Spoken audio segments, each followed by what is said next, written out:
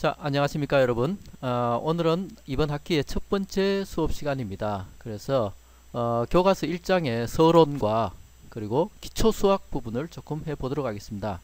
기초수학은 교과서 뒤에 나오는 부록 A에 있는 간단한 수학에서 조금 따왔습니다. 여기 나오는 이 기초수학은 사실은 여러분들이 중학교 때 배웠던 것들입니다. 그래서 다들 잘 아실 거라고 생각되는데요. 다만 너무 오래돼서 혹시라도 기억이 잘 안 날까봐 제가 한번 집어넣어 봤습니다. 그래서 먼저 부록 A를 한번 여러분들이 살펴보시고 잘 알고 있다는 확신이 드시면 이 동영상의 앞부분을 굳이 보실 필요 없이 중간 정도로 넘어가서 서론 부분부터 보셔도 될 것이라고 생각됩니다. 자, 그럼 한번 볼까요? 먼저 여러가지 수학 기호 가 어떤 의미를 가지는지 한번 검토해 보고요. 그 다음에 과학적 표기법, 그리고 대수학에서 간단한 것들요. 거듭제곱, 1차 방정식, 연립방정식, 지수로그 함수 이런 것들을 한번 살펴보겠습니다. 제목을 보시면 알겠지만은 벌써 중학교 때 여러분들이 배웠던 것들입니다. 그죠? 자, 그 다음에 이제 1장 서론 부분으로 넘어가서 길이, 질량, 시간의 표준이라든가 물질의 구성요소, 차원 분석, 그리고 측정의 불확정도와 유효 숫자, 그리고 단위의 변환, 그 다음에 어림과 크기의 정도 계산, 그 다음 좌표계, 삼각함수, 이런 순서로 수업을 진행하도록 하겠습니다. 자, 먼저 수학 기호들이 어떤 의미를 가지는지, 자, 가장 간단한 기호 등호 여러분들 다 기억하시죠? 그래서 예를 들자면 E는 mc제곱, 아주 유명한 상대성 이론에서 나오는 공식입니다. 그죠? 그래서 좌변과 우변이 같다라는 의미입니다. 그 다음에 A는 3m/s 제곱, 그래서 어떤 가속도가 3m/s 제곱이다 라고 이야기할 때 우리가 이런 기호를 쓰죠. 그 다음에 KE는 운동 에너지를 가리키는 말입니다. 키네틱 에너지요. 그래서 이것은 2분의 1 mv 제곱이다 라고 이제 쓸 때 등호를 쓰게 되겠습니다. 자, 그 다음에 비례 기호도 다들 아시죠? 그래서 바로 위에 나오는 E는 mc제곱에서 보면은 E가 정지질량 m과 비례한다 라는 것을 알 수가 있습니다. 마찬가지로 운동 에너지도 속도의 제곱에 비례한다 라는 것을 알 수 있죠. 자, 그 다음에 부등호도 다들 아시죠? 그죠? 그래서 어느 한쪽이 어느 한쪽보다 크다 혹은 작다 라는 것을 나타내기 위해서 우리가 부등호를 쓰고요. 그 다음에 같거나 작다 혹은 같거나 크다를 나타낼 때 밑에 밑줄을 이렇게 긋습니다. 그 다음에 여기 세 번째 보이는 것은요, 아주 크거나 아주 작다 라는 것을 나타낼 때 씁니다. 그래서 예를 보시면은 지금 여기서 로는 밀도를 통상 가리키는데요. 자, 철의 밀도는 알루미늄의 밀도보다 큽니다. 그죠? 그래서 그걸 나타내기 위해서 이렇게 식을 쓰고요. 그 다음에 자, 태양의 질량은 지구의 질량보다 아주 큽니다. 수십만 배 크기 때문에 이러한 기호를 쓰게 되겠습니다. 자, 그 다음에 거의 같다 라는 것을 사실은 기호가 이렇게 더 많이 쓰는데요. 자, 거의 같음 이렇게 쓰든가 아니면 이런 식으로도 쓰죠. 뭐 이렇게도 쓰고요. 나누기 기호 아닙니다. 그죠? 자, 여러 가지 썼는데, 자, 여기서 이제 MP라는 것은 프로톤, 그러니까 양성자의 질량이 N, 뉴트론을 나타내는데요. 중성자의 질량과 거의 같습니다. 그래서 핵을 이루고 있는 두 물질, 양성자와 중성자의 질량이 거의 같다. 그래서 정확하게 같진 않고요. 그래서 중성자가 약간 더 무거운데 어쨌든 거의 같다 라고 이제 할 때 이런 기호를 쓰게 됩니다. 자, 그 다음에 자, 등호와 비슷하지만 등호가 정확하게는 정의하는 식. 그래서 여기서 보면은 P가 운동량을 가리킵니다. 운동량은 질량 곱하기 속도인데요. 그래서 우리가 이 식은 운동량은 질량 곱하기 속도이다 라는 등호의 역할도 하지만 줄을 3개 그어 놓으면은 이 의미는 운동량은 질량 곱하기 속도로 정의한다 라는 정의식이 되겠습니다. 물론 등호 관계도 여전히 성립하고요. 자, 그 다음에 차이를 나타낼 때 우리가 이 지금 세모 기호를 썼는데 세모 이 기호는 델타입니다. 델타. 그리스 문자에서 쓰는 델타의 대문자에 해당하는 기호인데요. 그래서 여기서 보시면은 x라는 것을 위치의 부호로 쓸 때 우리가 처음 위치에서 나중 위치로 어떤 위치의 변화가 생겼을 때 위치의 차이를 구할 때 델타 x는 xf 빼기 xi 라고 합니다. 그래서 여러분들이 유의하셔야 될 것은 이게 델타 곱하기 x가 아니라는 겁니다. 그래서 델타 x, 그러니까 x의 차이 혹은 변화를 나타낼 때 우리가 델타라는 것을 앞에 붙이게 됩니다. 그래서 다시 강조하지만 델타 곱하기 x가 절대 아니라는 겁니다. 자, 그 다음에 합, 뭐 이건 여러분들이 다들 아시죠? 시그마, 그죠? 이것도 역시 그리스 문자 시그마에서 온 글자입니다. 그죠? 그래서 이것도 대문자인데요. 그래서 어떤 것의 합을 나타낼 때 우리가 이런 예에서 보듯이 시그마 기호를 써서 나타내 줍니다. 자, 그 다음에 절대값 기호도 다들 아시죠? 그죠? 그래서 x가 만약에 마이너스 5라면 절대값 x는 5가 되겠죠. x가 그냥 5라면 절대값도 역시 5가 됩니다. 그죠? 그래서 이러한 수학 기호들 의미, 특히 정의식과 여러분들 차이를 나타내는 델타 이런 것들 잘 유념해서 기억을 하시기 바랍니다. 자, 그 다음에 과학적 표기법을 한번 볼까요? 자, 우리가 양성자의 반지름 지금 이게 얼마인가요? 거의 지금 0이 너무 많아서 그죠? 그래서 사실은 이게 1000조분의 1입니다. 그 다음에 은하의 크기, 우리 은하의 크기를 하면은 이것도 역시 세는데 한참 시간이 걸리겠죠. 그래서 해가 넘는데요. 10해, 그러니까 만, 억, 조, 경, 해, 그죠? 그래서 10해 미터입니다. 그래서 이렇게 많은 수의 0을 세서 정확하게 읽고 쓰는 일이 굉장히 번거로운 일입니다. 그래서 우리가 과학적 표기법을 쓰면 정밀도하고 상관없이 수의 크기만을 나타내기 위해서 사용되는 수많은 0을 우리가 일일이 쓰는 건 굉장히 귀찮은 일이죠. 그죠? 그래서 그걸 쓰지 않고 10의 거듭제곱을 사용해서 우리가 표시하는 게 과학적 표기법입니다. 그래서 자, 10의 거듭제곱은 어떤 건가요? 10의 0성은 1이죠. 그죠? 10의 1성은 10이고 10의 2성은 100, 10의 3성은 1000 이렇게 나갑니다. 그죠? 1보다 작은 수도 쉽게 나타낼 수 있죠. 어떻게 해요? 10의 마이너스 1성은 뭡니까? 10분의 1. 그죠? 그래서 0.1이고 10의 마이너스 2성은 100분의 1 혹은 0.01. 그래서 지금 보시면은 여기서 소수점에서 이렇게 오른쪽으로 두 칸 옮겨간 게 바로 이 숫자랑 동일한 숫자가 되겠죠. 그래서 처음 나오는 0이 아닌, 그래서 10의 마이너스 3성 보시면은 한 번, 두 번, 세 번 갑니다. 그죠? 그래서 여기에 이 3의 의미가 바로 그런 거죠. 자, 그래서 우리가 어떤 이런 숫자를 나타낼 때 지금 이걸 보면 637만입니다. 그죠? 637만 미터인데 이것을 갖다가 우리가 과학적 표기법으로 나타낼 때 어떻게 나타내 주느냐. 자, 여기 보면 소수점이 여기 있겠죠. 그죠? 그래서 여기서부터 몇 개? 한 칸, 두 칸, 세 칸, 네 칸, 다섯, 여섯 칸 옮겨가게 됩니다. 그죠?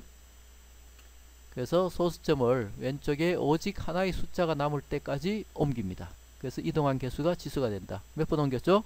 6번 옮겼습니다. 그러면 어떻게 됩니까? 소수점이 지금 여기 와 있죠. 그죠? 6.37.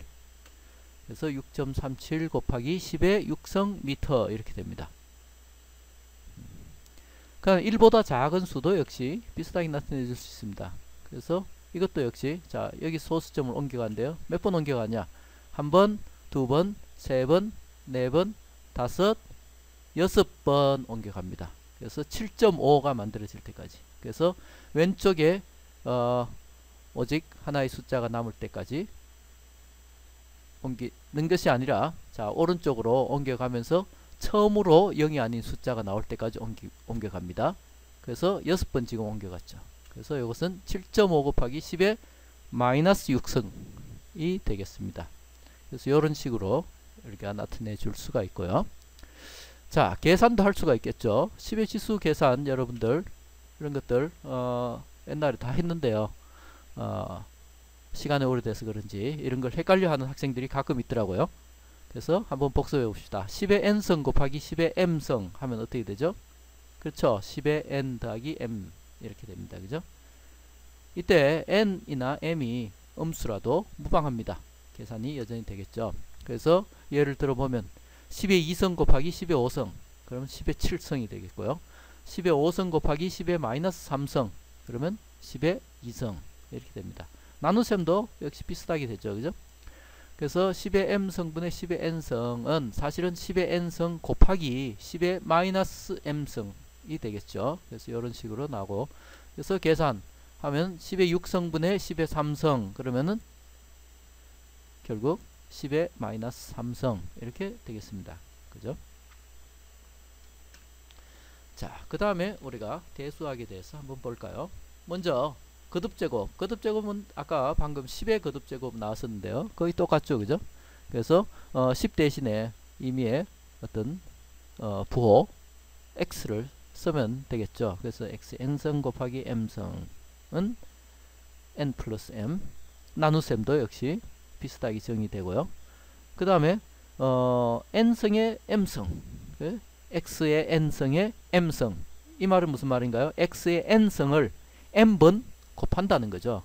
그렇기 때문에 x의 nm 이렇게 됩니다. n 곱하기 m 이 되겠죠.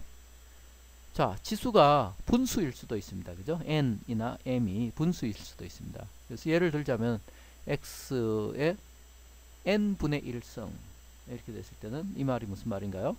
x의 n제곱근이라는 말입니다. 그래서 이것을 갖다가 n성 하면 x가 되는 숫자가 되겠죠. 예를 들어서 자 3의 3분의 1성 그러면 뭡니까? 3의 세제곱근입니다. 그래서 그게 1.442 이렇게 쭉 나오겠죠. 그래서 1.442 이걸 갖다가 세제곱을 하면 3번 곱하면 뭐가 되느냐? 3이 되는 것이죠. 자, 1차 방정식 여러분들 다 아실 겁니다. 그죠? 선형 방정식이라고도 부르죠. 그래서 이런 식을 우리가 1차 방정식이라고 하는데요. 여기서 m은 뭔가요? 그렇죠. 기울기입니다. 그죠? 그 다음에 b는 y절편. y절편은 뭐죠? 직선이 y축과 만나는 y값을 y절편이라고 합니다. 그래프 그려볼까요? 굉장히 잘 그렸죠? 손으로 그렸는데 자, 지금 여기서 델타 x분의 델타 y 여기 표시가 되어 있고 여기 지금 b가 바로 y절편이 되겠습니다. 그죠? 그 다음에 자 델타 x분의 델타 y x의 변화율 분의 y의 변화율 이게 뭐죠? 그게 바로 기울기입니다. 그죠? 그래서 델타 x분의 델타 y 그럼 이게 기울기가 양이 될 수도 있고 음이 될 수도 있습니다. 그죠? 자 먼저 요 직선은 뭔가요? 기울기가 양인 거죠. 0보다 크니까. 그죠? 그래서 얘는 기울기가 음인 직선입니다. 둘 다 y절편은 양이죠. 음이 될 수도 있겠죠. 그죠? 그래서 이렇게 되면은 y절편이 음인 경우가 되겠습니다. 자, 지금 y는 2x-4의 그래프 어떻게 그리는지 여러분들이 계속 진행하기 전에 동영상을 잠시 멈추고 여러분들이 한번 직접 그려보시기 바랍니다. 자, 그리셨나요? 자, 여러분들이 그린 게 이거랑 맞는지 한번 비교를 해 보십시오.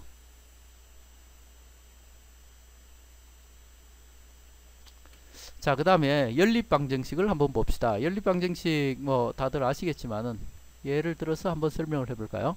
5x 플러스 y는 마이너스 8 2x 마이너스 2y는 4 그럼 어떻게 풀까요? 그렇죠? 우리가 지금 이 식을 먼저 한번 바꾸어 봅시다. 그래서 개수들이 다 짝수기 때문에 2로 나누고 나면 x 마이너스 y는 2가 되고요. 이것을 x에 대해서 풀면 x는 y 플러스 2가 됩니다. 그래서 이것을 갖다가 다시 일식에 대입을 하게 되면 어떻게 되죠? x 대신에 y 플러스 2를 집어넣으면 이번엔 이제 식이 y만 포함하고 있죠. 그래서 이것을 잘 쓰면은 6y는 마이너스 18, 즉 y는 마이너스 3, y가 마이너스 3이니까 x는 또 어떻게 되나요? 마이너스 1 이렇게 됩니다. 그죠? 그래서 연립방정식 이렇게 푸는 것들을 여러분들이 잘 하시고, 자 그 다음에 이걸 또 그래프로 그려서 뭐 사실 그래프로 그려서 풀기는 별로 좋진 않지만은, 그래프로 그리면은 두 직선이 만나는 점이 연립방정식의 해라는 의미는 여러분들이 알고 계셔야 되겠죠. 그래서 그림을 그려 보시면은 이렇게 됩니다. 그림을 아주 잘 그렸죠. 자, 그 다음에 여러분들이 로그 함수와 지수 함수에 대해서 한번 보도록 할까요? 자, 로그란 게 뭔가요? 자, x를 어떤 양 a의 거듭 제곱으로 나타냈습니다. 그래서 x를 나타내서 어떻게 해요? a의 y승이라고 우리가 항상 나타낼 수가 있습니다. 그죠? 이때 a를 밑수라고 하는데요. 이때 자, 로그는 결국 어떤 의미인가요? a를 밑수로 하는 x의 로그는 이것이 성립하는 x는 a의 y승이 성립하는 a의 거듭제곱의 지수, 즉 y다 라는 것이죠. 그래서 이건 뭐 여러분들이 중학교 때 다 나온 거기 때문에 구구절절히 설명을 해봤자 지겹기만 하겠죠. 그죠? 그래서 대충 다 아실 것이라고 믿고요. 자, 상용 로그 뭐죠? 밑수가 10인 거고, 자연 로그는 밑수가 오일러 상수라고 부르죠. 2라고 부르는 거예요. 2.718 어쩌고 저쩌고 나가는 거죠. 그래서 y가 로그 10의 x다. 이 말은 뭔가요? x가 10의 y승이다 라는 말이죠. 그래서 y가 ln 내추럴 로그 x일 때, 자연 로그 x일 때 x는 2의 y승이다 이런 말이 되겠습니다. 그죠? 자, 그 다음에 로그 함수의 성질, 뭐 이것들도 여러분들이 다들 잘 아시겠지만은 한 번씩 살펴볼까요? 로그 ab는 로그 a 더하기 로그 b, 그죠? 로그 a 나누기 b는 로그 a 빼기 로그 b, 이거 다들 아시죠? 자, 그 다음에 로그의 an승은 n 로그 a, 뭐 이런 것들도 있고요. 그래서 요걸 쓰면은 우리가 요런 것들도 쉽게 알 수가 있죠. 로그 10의 10은 1이고, 그죠? 왜냐하면 10의 1승이니까. 그 다음에 로그 10의 100은 100이 뭔가요? 10의 제곱이잖아요. 그죠? 그래서 n이 2니까 2가 되겠죠. 그래서 마찬가지로 로그 10의 1000은 3이 되고요. 그럼 자연 로그에 대해서도 비슷한 식이 성립하겠죠. 그래서 ln2는 1이 되고, 그 다음에 ln2의 a승이라고 하는 것은 a가 되고요. ln a분의 1은 마이너스 ln a, 뭐 이런 식으로 우리가 로그 함수에 대해서 살펴보았습니다. 자, 예제로 우리가 지수 함수에 대해서 한번 좀 살펴볼까요? 자, 어떤 원소의 반감기가 20년이다. 뭐 반감기라는 말이 처음 나와서 여러분들이 헷갈릴 수도 있는데 어려운 말은 아니고요. 반감기란 어떤 원소가 방사성 붕괴해서 원래 양의 반이 되는데 걸리는 시간을 반감기라고 합니다. 그래서 20년이 반감기다라는 말은 만약에 여러분들이 1kg의 물질이 있었다면 20년 후에는 500g만 남는다는 겁니다. 그래서 반이 붕괴되고요. 거기서 또 20년이 흐르고 나면 500g의 반, 즉 250g이 남는다는 거죠. 그래서 2분의 1에 2분의 1에 2분의 1에 그것들이 계속 남는 게 되겠습니다. 그래서 식으로 쓰면은 이렇게 되겠습니다. n은 n0 곱하기 2분의 1의 n승. 그래서 여기서 n이 남아있는 양이 되겠고요. 그죠? 그 다음에 n0는 처음 원소의 양이 되겠고, 그 다음에 여기서 지수로 나와 있는 n은 반감기가 지난 횟수를 가리킵니다. 그래서 만약에 40년이 흘렀다면 반감기가 2번 흘렀기 때문에 n은 2가 되겠죠. 자, 그러면은 이제 문제로 처음에 이 원소가 5g 있었다면, 그러니까 n0가 5g이라는 말입니다. 그죠? 그 다음에 50년 후에는 몇 g이 되겠는가? 그럼 50년이라는 것은 반감기가 몇 번 지났나요? 그걸 알면 되겠죠. 그래서 자, 50년이라고 하는 것은 자, 반감기가 20년이고, 그죠? 그래서 50년은 반감기 몇 번? 2.5번 지났습니다. 그래서 n equal 2.5가 되겠죠. 그래서 그냥 이걸 식에다 집어넣으면 됩니다. 그래서 n은 n0 곱하기 2분의 1의 n성 그래서 n0가 5g이고 그 다음에 n이 2.5이기 때문에 2분의 1의 2.5성 그래서 계산하면 0.88g이 되겠습니다. 그래서 5g으로 시작됐다가 50년이 지나고 나면 0.88g 되겠죠.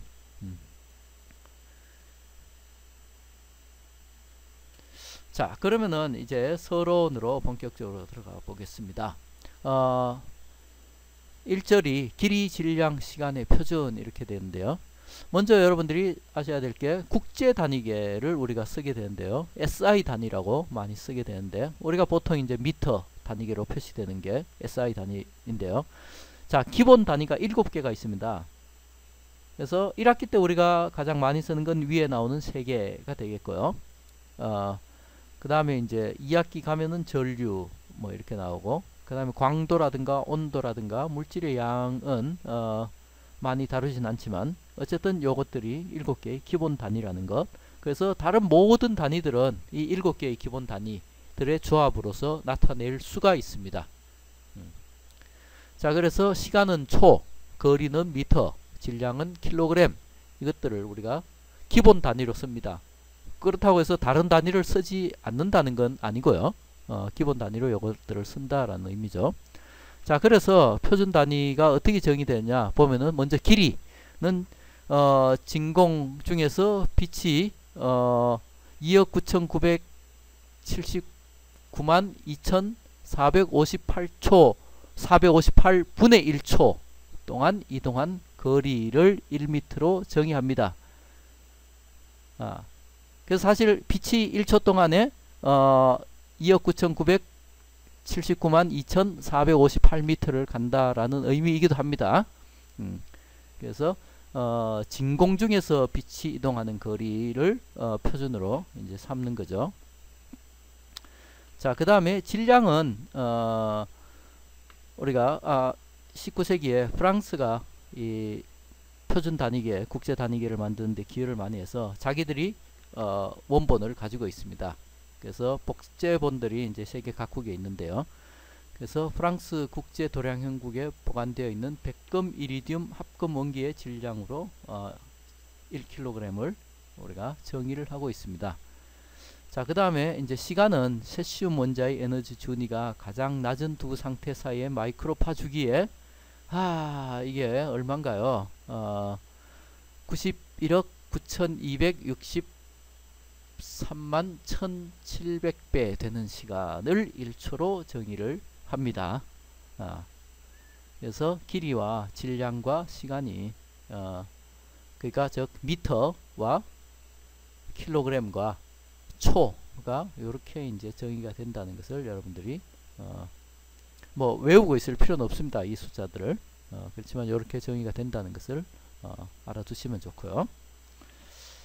자, 그래서 여기 보면은 물론 이건 프랑스에 있는 게 아니라 미국에 있는 복제품인데요.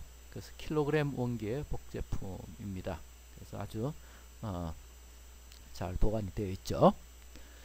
자, 여러가지 길이들의 근사값을 보면은 뭐 보시면 알겠지만 지구로부터 가장 먼 퀘이사까지의 거리 그래서 10의 26성 미터 그래서 1 다음에 0이 26개 붙는 거리 그 다음에 지구로부터 가장 먼 은하까지의 거리 이렇게 나와 있는데요.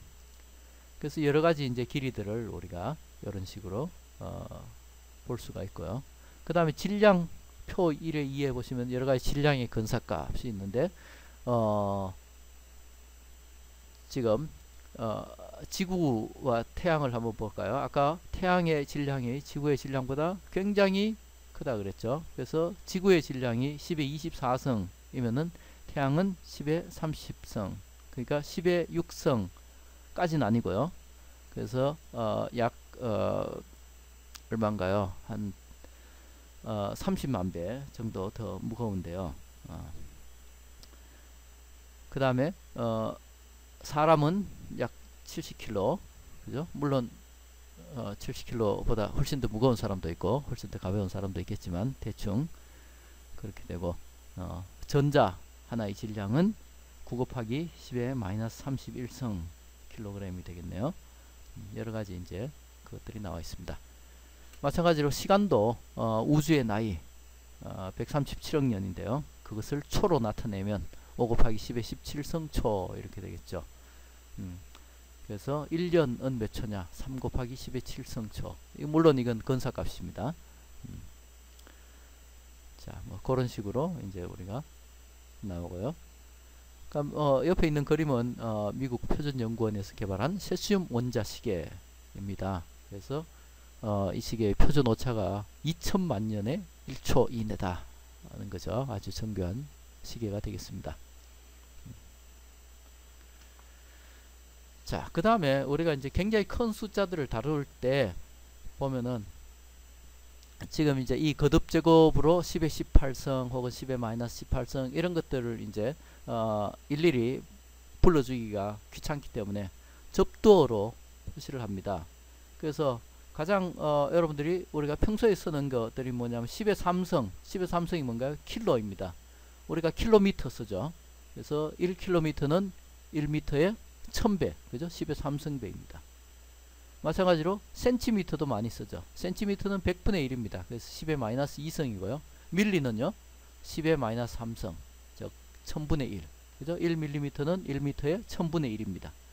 그래서 이런 식으로 우리가 이런 거듭 제곱을 접두어로 써서 나타내면 말할 때 굉장히 편하게 되겠죠. 그래서 지금 여기 나오는 것들을 여러분들이 한번 다 숙지를 하시기 바랍니다. 한번 그래야 되고요. 자, 미리 하나 힌트를 주자면, 자, 여기 이제 뭐 데시라든가 데카라든가 센치까지는 지금 10의 1, 2 이런 식으로 나가지만, 여기서 보면은 밀리부터 이쪽에 보면은 10의 마이너스 3, 마이너스 6, 9, 12, 15, 18 이렇게 10의 3성 단위로 끊어지고요. 밑으로 여기서 커질 때도 마찬가지 10의 6성, 10의 9성, 10의 12성, 15성, 18성 이렇게 됩니다. 그래서 10의 3성 단위로 끊어지는데, 이거는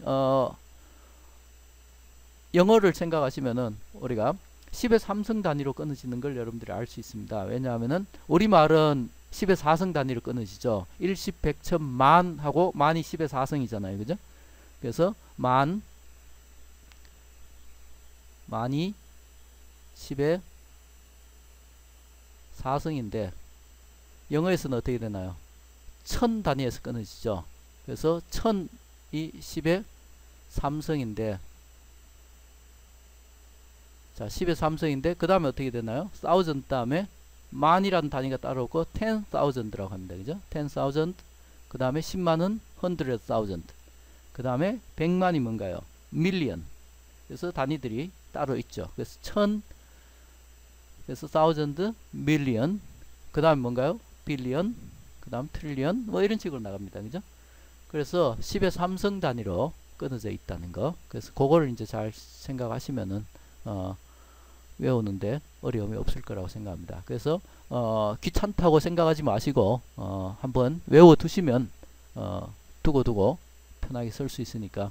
그리고 지금 이제 이 약자들, 옆에 나온 약자들도 여러분들이 잘 알아두셔야 됩니다.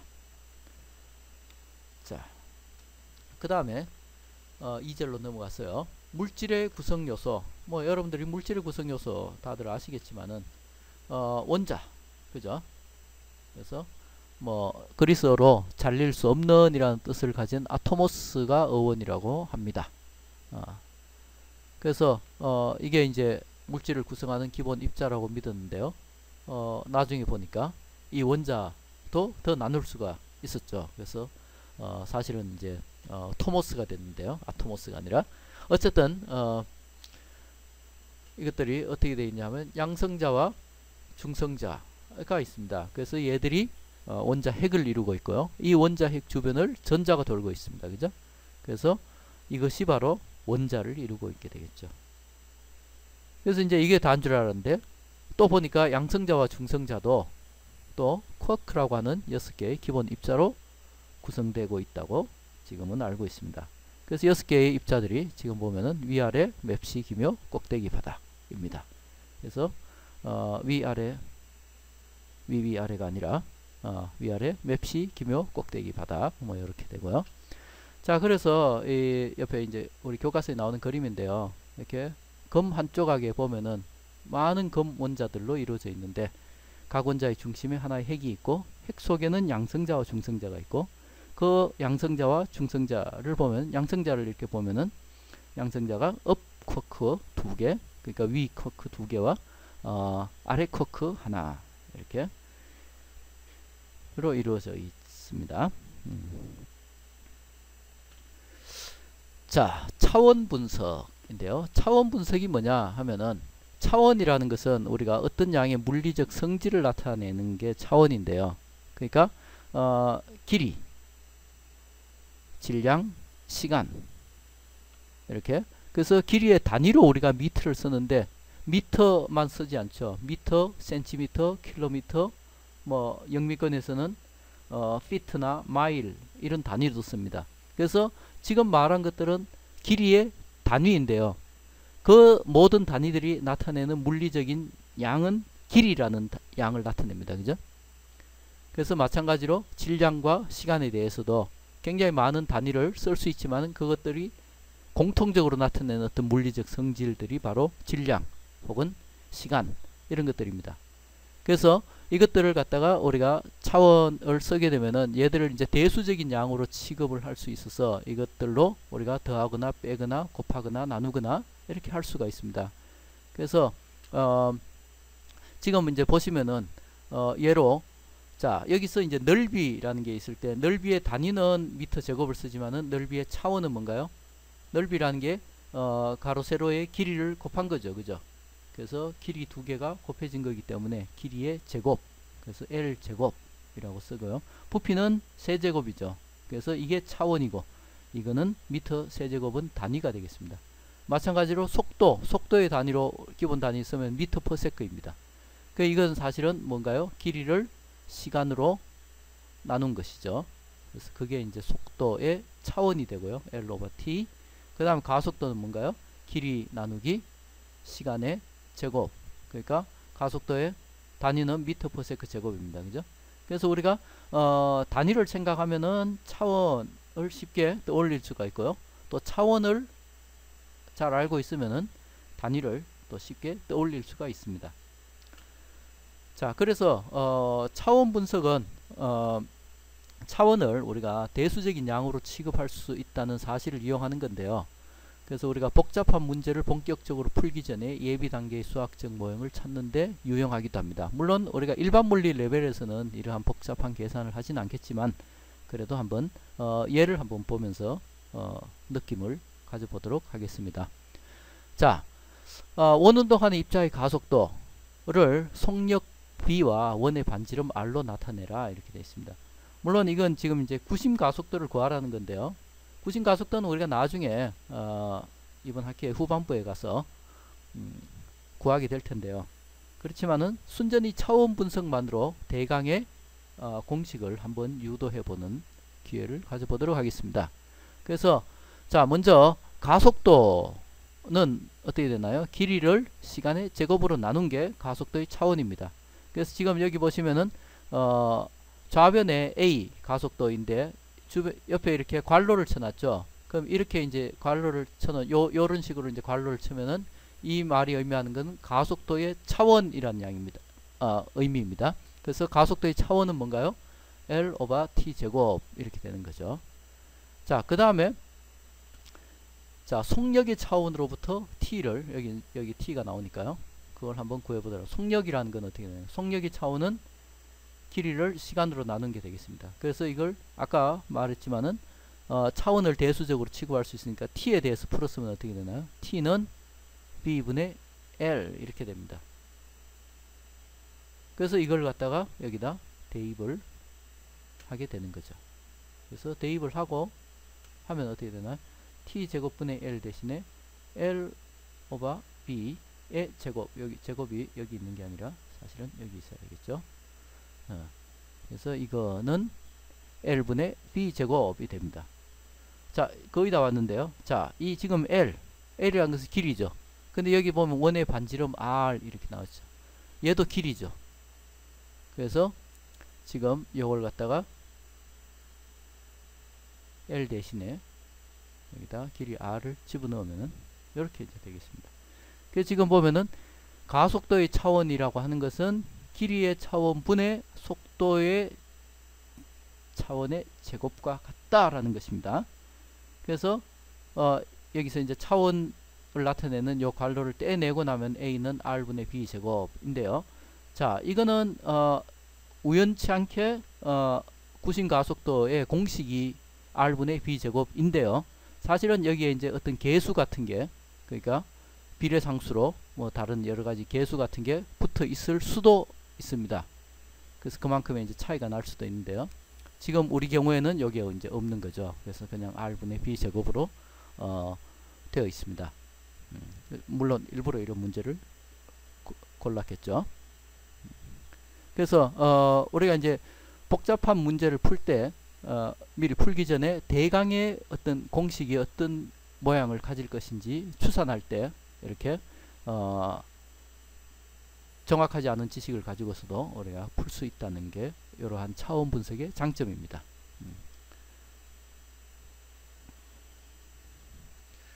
자, 그 다음에 측정의 불확정도와 유효 숫자 이렇게 나와 있는데요. 자, 유효 숫자라는 게 뭐냐 하면은, 자, 우리가 어떤 물리량도 완벽한 정확도를 갖고 측정할 수는 없습니다. 그죠? 왜? 우리 눈이 무한대로 정확하게 볼 수가 없기 때문에 그렇죠. 그래서 자, 어떤 물리량을 측정할 때 실험의 부정확도를 아는 게 이제 중요한데요. 그래서 측정의 정밀도는 기계의 민감도에도 달려 있고요. 측정하는 사람의 기술에도 달려 있고, 그 다음에 측정의 반복 횟수에도 의존을 하게 됩니다. 그래서 이때 유효 숫자라고 하는 것은 자릿수를 나타내는 0을 제외한 신뢰할 수 있는 수를 가리키는데요. 자, 이것들을 이제 계산할 때 어떻게 하냐면은, 곱할 때는 유효 숫자 개수가 곱하는 양 중에 가장 작은 유효 숫자 개수와 같고, 뭐 나눗셈도 마찬가지고, 그래서 곱하기 나누기는 이렇게 뭐 더하거나 뺄 때는, 자, 소수점 이하 자릿수가 포함된 숫자 중에 소수점 이하 자릿수가 가장 작은 것에 맞춘다. 지금 이제 말로 이렇게 해놓으면은 잘 이해가 안 되죠. 그래서 예를 들어봐야 되겠죠. 그래서 먼저 곱하기 예를 들어보겠습니다. 자, 12.71 곱하기 3.46 이렇게 되어 있습니다. 자, 먼저 처음에 나온 숫자는 유효 숫자가 몇 자리인가요? 하나, 둘, 셋, 네 자리죠. 그죠? 그 다음에 두 번째 나온 3.46이니까 유효 숫자가 세 자리입니다. 그죠? 그러면은 여기서 유효 숫자 개수가 곱하는 양 중 가장 작은 유효 숫자 개수와 같다. 그래서 세 자리에 맞춰줍니다.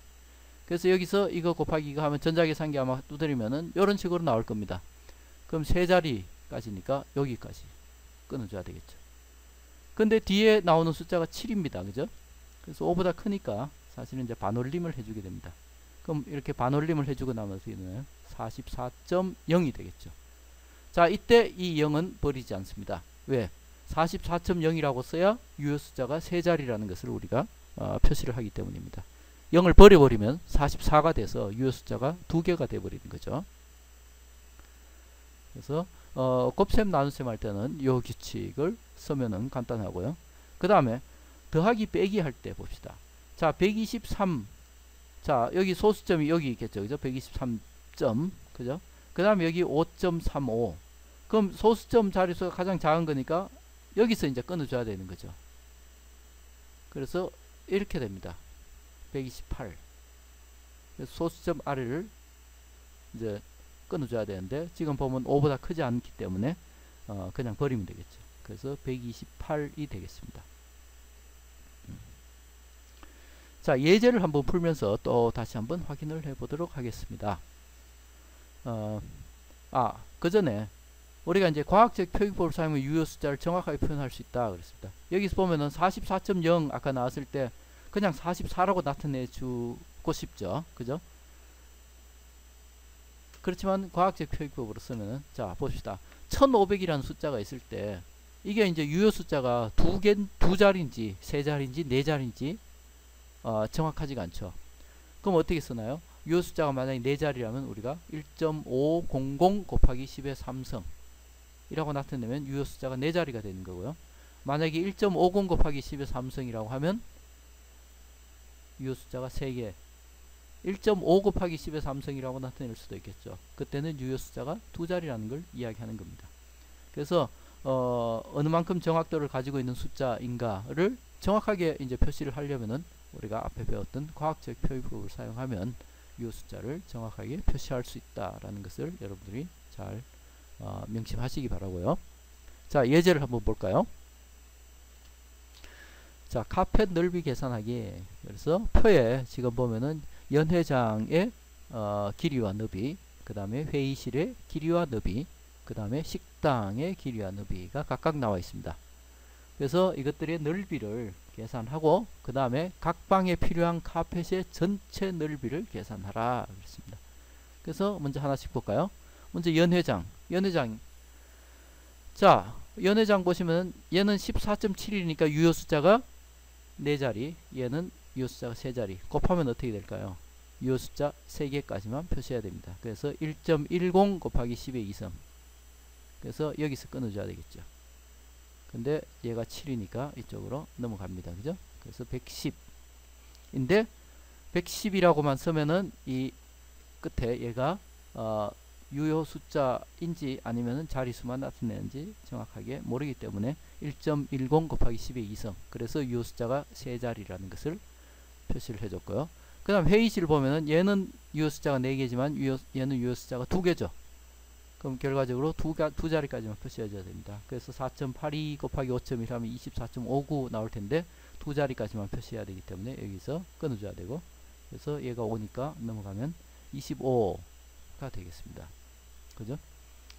자, 그 다음에 식당 보면은 여기는 유효 숫자 3개, 여기는 유효 숫자 하나. 그래서 하나로 표시해줘야 되는데, 자, 13.8 곱하기 9 하면 124 이렇게 되는데, 자, 유효 숫자가 하나입니다. 어디서 끊어줘야죠? 그렇죠, 여기입니다. 그럼 어떻게 됩니까? 그렇죠, 100입니다. 그럼 이렇게 100이라고 해놓으면은 지금 얘가 1.00인지 1.00 곱하기 10의 2승인지 잘 모르죠. 그래서 얘가 아니라 사실은 뭔가요? 1 곱하기 10의 2승 제곱미터라고 이제 표시를 해줘야 되겠죠. 자, 그러면 D를 풀기 위해서는 각 방에 필요한 카펫의 전체 넓이니까 이 지금 앞에 A, B, C에서 구했던 이 넓이를 다 더해줘야 되겠죠. 다 더해줄 때는 지금 가장 덜 정확한 수, 지금 여기서 보면은 100자리에서 지금 유효 숫자가 형성되어 있습니다. 세 번째가, 그죠? 그래서 얘를 기준으로 이제 생각을 해줘야 되겠죠. 그래서 더해주면은 어떻게 되나요? 이거 더하기 이거인데 지금 얘에서 되기 때문에 결국 여기서 끊어줘야 됩니다. 그래서 이 나머지를 버리고 2 곱하기 10의 2승 이라고 해야 되는 것입니다. 235가 아니라.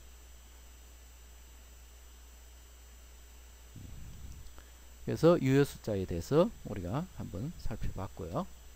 자, 그 다음에 단위의 변환. 우리가 이제 여러가지 단위들을 쓰기 때문에 단위를 이제 변환할 일이 상당히 많은데요.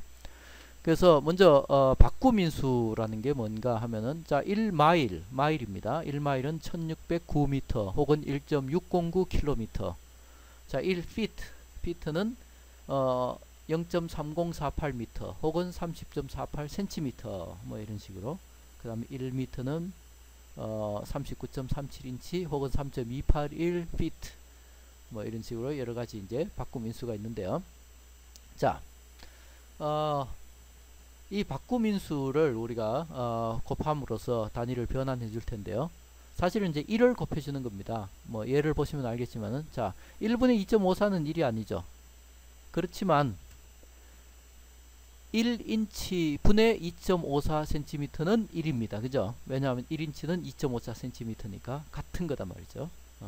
그래서 이 1을 우리가 적절하게 곱해줌으로써 단위를 변환하게 됩니다. 그래서 자, 15인치를 cm로 바꿔주려면 어떻게 되나요? 15인치 곱하기 1인치 분의 2.54cm를 곱해주면 여기서 단위가 이렇게 약분이 되는 거죠.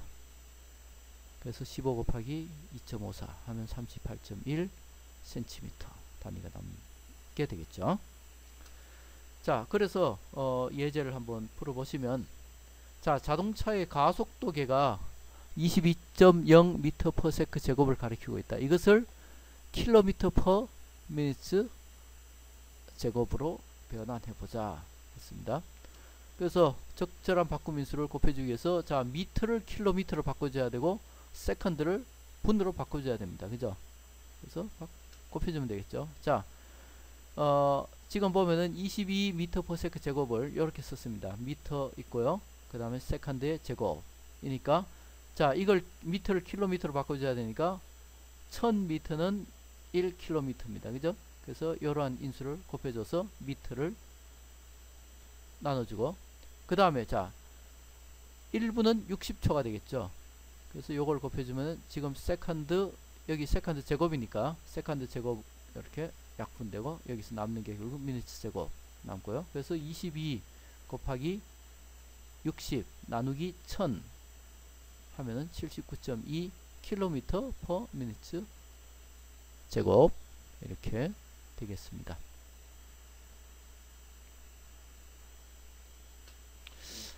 자, 그 다음에 어림과 크기의 정도 계산 이렇게 있는데요. 자, 우리가 이제 본격적으로 뭔가를 연구하기 전에 대충, 왜냐하면 자료가 한정되어 있거나 그럴 때 정확한 답, 그러니까 계산식을 정확한 이론이 없어서 아주 정확한 답을 구하는 게 어려운 경우에, 그래서 어림을 통해서 대강의 근사값을 우리가 산출하는 이런 기술이 이제 필요한데요. 그래서 이런 걸 풀 때는 그냥 인자 10 정도의 범위 안에서, 그러니까 1과 10 이 정도는 뭐 그냥 거의 같다고 이제 보고, 그래서 이런 크기의 정도 어림이라고 하는데요. 여기 보시면은 order of magnitude 어림이라고 하는데, 이런 것들을 이제 구하는 걸 뭐 예를 들어서 한번 보는 게 가장 좋을 것 같습니다. 그래서 자, 우리 두뇌에 세포가 과연 몇 개나 있는가 하는 걸 한번 대충 추산을 해 보도록 하겠습니다. 그래서 아주 거칠게 이제 추산을 해 볼 텐데요. 자, 사람 두뇌 속에 있는 세포의 수를 어림하여 구하라 그랬습니다. 자, 먼저 우리 두뇌의 부피를 알아야 되겠죠. 그래서 지금 이제 두뇌 부피를 그냥 10cm, 10cm, 10cm 인 걸로 생각을 했습니다. 물론 10cm, 10cm, 10cm보다 더 작을 수도 있는데요. 그래서 대충 하면 0.1 곱하기 0.1 곱하기 0.1이니까 10의 마이너스 3성 세제곱미터가 되겠죠. 그 다음에 세포 하나의 부피라고 하는 것은, 자, 세포 하나의 길이가 10 마이크로미터입니다. 그래서 10 마이크로미터니까 요걸 갖다가 과학적 표기법을 쓰면 10 곱하기 10의 마이너스 6성, 즉 10의 마이너스 5성이죠. 그것을 세제곱하면 10의 마이너스 15성이 되니까, 그러면 이제 세포의 수는 금방 구할 수가 있겠죠. 세포 수는 셀 하나, 세포 하나가 차지하고 있는 부피 분의 두뇌의 전체 부피, 이렇게 해서 10의 12성계, 그래서 1조 개 정도라고 나왔는데요. 실제 우리 두뇌의 세포 수는 1000억 개 정도가 됩니다. 그래서 대충 계산해서 10배, 실제 값보다 이제 한 10배 정도의 값이 나왔는데요. 그래서 이 정도만 해도 나쁘지 않다는 거죠. 그래서 이러한 어림 계산을 하는 기술도 우리가 꼭 필요한 기술 중에 하나이고요. 자, 그 다음에 좌표계. 좌표계는 뭐 여러분들이 다들 잘 아실 텐데요. 먼저 우리가 물리학에서는 공간 위치를 많이 다루기 때문에 좌표계를 반드시 정의해야 되고요. 그래서 가장 많이 쓰는 좌표계가 바로 직교 좌표계죠. 뭐 여러분들이 다들 아시겠지만 이러한 x축과 y축이 있고요. 그래서 어떤 점을 나타낼 때 x좌표와 y좌표를 나타내주면, 그래서 우리가 알 수가 있고요. 그래서 이거 같은 경우는 이제 2차원이고요. 이거보다 더 간단한 경우에는 1차원이죠. 그래서 x 혹은 y 하나만 있으면 되겠죠. 그죠? 그래서 어떤 원점이 있어야 되고요.